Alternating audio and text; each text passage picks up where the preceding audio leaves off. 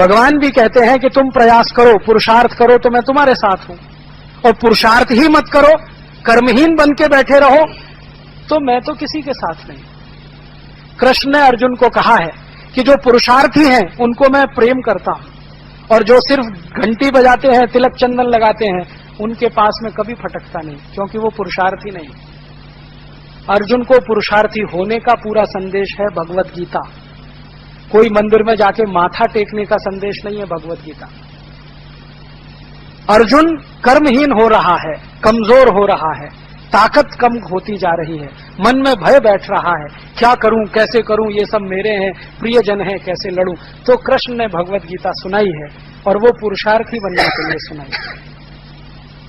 रामचंद्र जी की कहानी हम पढ़े, राम की कथा पुरुषार्थी होने की कथा है। पूरा का पूरा उनका जीवन एक ही संदेश देता है, पुरुषार्थी बनो। अगर राम ने ये सोच लिया होता मैं तो अयोध्या से अकेला जा रहा हूं, मेरे साथ तो एक पत्नी है और आधा मेरा भाई है लक्ष्मण, मैं कैसे लड़ूंगा रावण से, तो वो तो निकले ही नहीं होते घर से कभी। हम सब जानते हैं कि राम सेना लेके नहीं निकले थे, राम दास दासियों को लेके नहीं निकले थे, घर से वैभव और संपत्ति लेके नहीं निकले थे, अकेले निकले थे अपनी पत्नी और भाई के साथ। नहीं निकले होते तो राक्षस संस्कृति का ही इस देश में बोलबाला होता, बाकी तो कुछ होता नहीं इस देश में। लेकिन निकल पड़े, वो निकल पड़े तो भील, कोल, किन्नर, नर सब उनके पीछे लाखों की संख्या में खड़े हो गए, और रावण जैसे शक्तिशाली राजा को परास्त कर दिया। तो दुनिया में कोई भी आदमी कोई काम करता है तो अकेला ही निकलता है। तो आप ये मत सोचिए कि मैं अकेला हूं, मैं क्या कर सकता हूं। अकेला आदमी तो बहुत कुछ करता है, संकल्प होना चाहिए। तो मुझे लगता है कि आजादी के स्वदेशी आंदोलन के 100वें वर्ष पर, वंदे मातरम आंदोलन के शताब्दी वर्ष पर कुछ तो संकल्प करें अपने मन में, और इतना ही संकल्प करें कि हम भारत को भारतीयता की तरफ ले जाने के लिए जीवन भर प्रयास करेंगे। सफल हो या ना हो ये दूसरी बात है, प्रयास हम करेंगे। क्योंकि कृष्ण ने हमें कहा है कि तुम चिंता मत करो, फल की चिंता तुम करने के अधिकारी नहीं हो, तुम काम करो, प्रयास करो, फल मिले ना मिले, मा फलेषु कदाचन। तो हम प्रयास करें, पूरी ईमानदारी से करें, कर्मठता से करें, निष्ठा से करें, तो शायद आने वाले 3 साल, 5 साल, 10 साल में ये देश भारतीयता की तरफ लौट सकता है, समाज भारतीयता की तरफ लौट सकता है। और नहीं करेंगे तो जो पीढ़ी जवान हो रही है ना, ये आपकी आंखों के सामने ही इस देश को खड्डे में ले जाके डालने वाली है, आपके देखते देखते। क्योंकि ये जो नई पीढ़ी आ रही है ना, इसको भारतीयता का संस्कार तो मिल नहीं पा रहा है, क्योंकि कॉन्वेंट में पढ़कर निकल रही है, तो संस्कार तो यूरोपियन है, तो वो भारत को तो पहचानते भी नहीं है, जानते भी नहीं है। अगर जानते और पहचानते होते तो अपने दादाजी को पूछते, would you be my Valentine. वो तो ये कहते कि भाई हम तो रक्षाबंधन मनाएंगे हमारे कॉलेज में, हम ये वैलेंटाइन डे नहीं मनाएंगे। अगर जानते बूझते समझते तो, अगर हमारी युवा पीढ़ी जानती बूझती समझती तो अब कॉलेजेस में फैशन परेड होने लगी है, यूनिवर्सिटीज में फैशन परेड होने लगी है, ये होता क्या? हमने अपने बच्चों को उन फैशन परेडों में पहले से ही शामिल करने का तय कर लिया है। छोटे छोटे नर्सरी स्कूलों में फैशन परेड होने लगी। यूरोप में शरीर का आनंद ही सब कुछ है, इसलिए शरीर और यौनिकता के आसपास सब कुछ घूमता है वहां पर। भारत में शरीर का आनंद कुछ भी नहीं है। तो हम तय करें जाना किधर है, और ये मेरे लिए और आप सबके लिए बहुत सही समय है कि अब हम देश के बारे में चिंतन करें। चिंता कम करें, चिंतन ज्यादा करें। ज्यादा लोग चिंता से ग्रसित हैं, हाय क्या होगा, हाय क्या होगा। चिंता छोड़िए, चिंतन करिए, रास्ते निकलेंगे उसमें।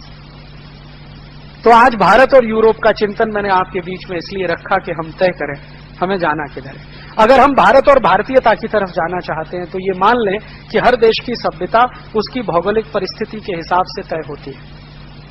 भारत एक गर्म देश है या समशीतोष्ण जलवायु का देश है, तो यहाँ की सभ्यता में हर वो चीज होगी जो प्रकृति से संबंधित है। यूरोप ठंडा देश है, उस ठंडे देश की सभ्यता में जो कुछ भी होगा वो उनकी प्रकृति से जुड़ा हुआ होगा। अब वहां से कुछ आया है और हमने बिना सोचे समझे उसकी नकल कर लिया तो हमको ही नुकसान करेगा, उनको नहीं करेगा। आपके घर में किसी बच्चे का जन्म हुआ, लातूर म्युनिसिपल कॉरपोरेशन से आपको बर्थ सर्टिफिकेट लेना है तो बिना रिश्वत के संभव नहीं है। यहां से शुरू होती है लूट। जन्म हुआ, वहीं से भ्रष्टाचार शुरू। आपको उसका जन्म प्रमाण पत्र चाहिए, वो घूस दीजिए, रिश्वत दीजिए, तभी मिलेगा। और जब मृत्यु होगी उसकी, तब डेथ सर्टिफिकेट चाहिए, वो भी बिना रिश्वत के नहीं मिलेगा। तो जन्म से शुरू होकर मृत्यु तक जितनी क्रिया विधि आप करते हैं सब में लूट होती है, और यही लूट का पैसा विदेशी बैंकों में जमा होता है। और इसी पैसे का टैक्स जस्टिस नेटवर्क ने कैलकुलेशन किया, 258 लाख कोटी है 2006 तक। मैं उसमें जोड़ रहा हूं 2010 तक ये 300 लाख कोटी से ज्यादा हो गया। अब हमारे सामने आखिरी बात मैं आपसे रखना चाहता हूं कि क्या करें अब हम। अंग्रेजों ने लूटा, काले अंग्रेज लूट रहे हैं। अंग्रेजों ने जो सिस्टम बनाया, काले अंग्रेज उसी को चला रहे हैं। हम क्या करें? तो दो रास्ते हैं अपने पास। एक रास्ता है जो हो रहा है अच्छा हो रहा है, आगे होगा और भी अच्छा होगा, तुम क्यों व्यर्थ चिंता करते हो, तुम क्या लाए थे क्या ले जाओगे। ये एक रास्ता जो हो रहा है अच्छा है, माने पुढ़ारी लूट रहे हैं तो अच्छा हो रहा है, आगे और लूटेंगे तो और अच्छा होगा। तुम क्यों चिंता कर रहे हो भाई, लूटने दो देश को। और ये बात को कहने के लिए श्री कृष्ण का उदाहरण देते हैं। ये तो श्री कृष्ण ने कहा जो हो रहा है अच्छा हो रहा है, आगे होगा और भी अच्छा होगा, क्यों व्यर्थ चिंता करते हो, देश लूट रहा है तो अच्छा हो रहा है, आगे लूटेगा और अच्छा होगा, तुम क्यों परेशान होते हो। ये तो श्री कृष्ण का, ये हमारे देश में कहने वाले बहुत लोग हैं। मुझे कहते हैं तुम क्यों परेशान होते हो, बाबा जी को बोलो क्यों परेशान हो रहे हैं, योग करें, प्राणायाम करें, आयुर्वेद को बढ़ाएं, फैलाएं। ये लूटने के लोगों को पकड़ने के लिए क्यों काम कर रहे हैं बाबा जी। मुझे कहते हैं, फोन बहुत आते हैं, पुजारियों के फोन बहुत आते हैं, वो कहते बाबा जी को मना कर दो, ये सब ना करें, भ्रष्टाचार के खिलाफ कुछ नहीं करना, व्यवस्था परिवर्तन की बात ना करें, वो तो योग सिखाएं, प्राणायाम सिखाएं, बहुत अच्छा है, हम भी उनका सम्मान करते हैं, सारा देश करता है, ये भ्रष्टाचार की बात मत करें। ये मुझे कहते हैं और मुझे सुनाते तुम क्यों परेशान हो, व्यर्थ चिंता क्यों करते हो, जो हो रहा है अच्छा हो रहा है, आगे होगा और भी अच्छा होगा। तब मैं उनसे पूछता हूं कि श्री कृष्ण ने ये कब कहा था, ये तो बताओ। कोई भी बात जो होती है उसका कोई संदर्भ होता है, कंटेक्स्ट होता है। कौन से संदर्भ में श्री कृष्ण ने यह कहा था? श्री कृष्ण ने यह तब कहा था जब अर्जुन युद्ध लड़ने को तैयार नहीं, अर्जुन को युद्ध के लिए तैयार करना पड़ा और श्री कृष्ण ने उसके लिए 18 अध्याय की गीता सुनाई। और युद्ध के मैदान में, ध्यान रखना, बेडरूम में नहीं, बेडरूम में नहीं, ड्राइंग रूम में नहीं, डाइनिंग रूम में नहीं, लिविंग रूम में नहीं, युद्ध के क्षेत्र में, युद्ध के मैदान में गीता सुनाई है उन्होंने। माने गीता लड़त करने की पुस्तक है, ड्राइंग रूम में बैठने वाली और पढ़ने वाली पुस्तक नहीं है, क्रांति वाली पुस्तक है। और श्री कृष्ण अर्जुन को तैयार कर रहे हैं, बार बार उदाहरण दे रहे हैं, बार बार कह रहे हैं। अर्जुन एक ही बात कह रहा है, मैं कैसे मारूं, ये सब मेरे भाई बांधव हैं। तो कृष्ण कह रहे हैं ये तेरे भाई बांधव नहीं, ये अधर्मी है, विधर्मी है, इनको मारना तेरा धर्म है, तेरा कर्तव्य है। और फिर एकदम से अर्जुन तैयार होता है, और अर्जुन तैयार होता है तो युद्ध लड़ता है। और युद्ध के मैदान में अर्जुन जब तीर चलाता है, बाण चलाता है, तो कौरव मर रहे हैं उससे। तब श्री कृष्ण ने कहा जो हो रहा है अच्छा हो रहा है, जो हो रहा है अच्छा हो रहा है, आगे जो होगा और भी अच्छा होगा। माने कौरव मर रहे हैं, अच्छा हो रहा है, आगे और ज्यादा मरेंगे और अच्छा होगा। अर्जुन तू व्यर्थ चिंता मत कर, तू मार इनको, ये तेरा काम है। ये उस समय कहा श्री कृष्ण। अर्जुन ने उत्साह पैदा करने के, अर्जुन ने पुरुषार्थ पैदा करने के लिए श्री कृष्ण ने यह स्टेटमेंट दिया था। अब हमारे जो आज के लूटखोर पुजारी हैं वो संदर्भ हटाकर ये बात हमको समझाते रहते हैं।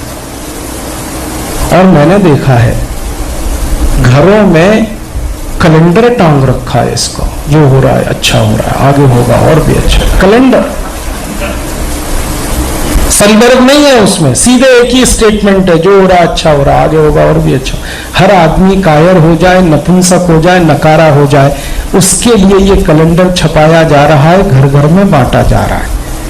ये कोई सामान्य बात नहीं है, ये कैलेंडर का घर घर में पहुंचना।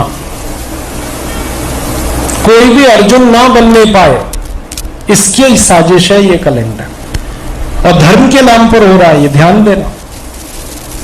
और इसको बांटने वाले वही लोग हैं जो लूटने में पूरी ताकत से लगे हुए।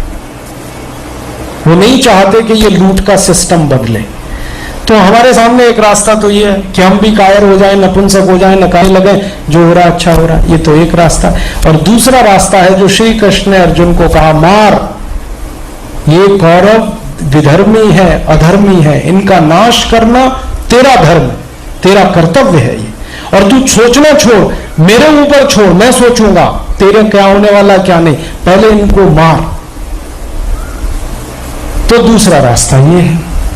अब हमको तो ये दूसरा रास्ता पसंद आया, जो श्री कृष्ण ने अर्जुन को उत्साह देने के लिए, पुरुषार्थ देने के लिए